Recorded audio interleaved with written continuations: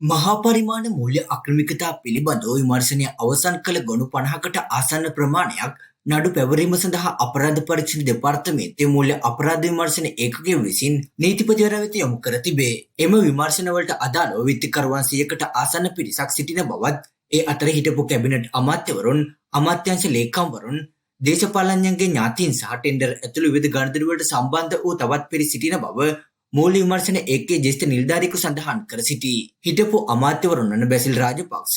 ජොස්ටන් ප්‍රනාන්දු යන අයද ඇතුළුව ඇතැම් දේශපාලඥයන් සමග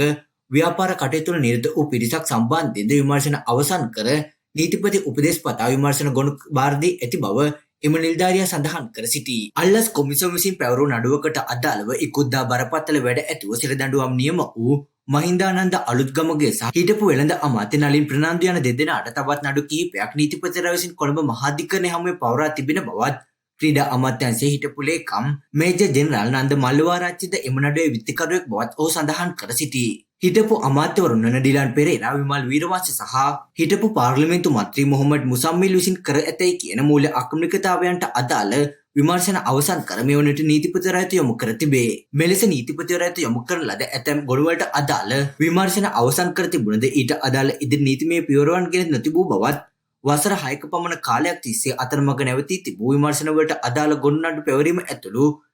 ඉදිරි නීතිමය ක්‍රියාමාර්ග ගැනීමට නීතිපති දෙපාර්තමේන්තුවට යොමු කරන බවත් ඉහත කරුණු දැක්වූ නිලධාරියා පවසා සිටී.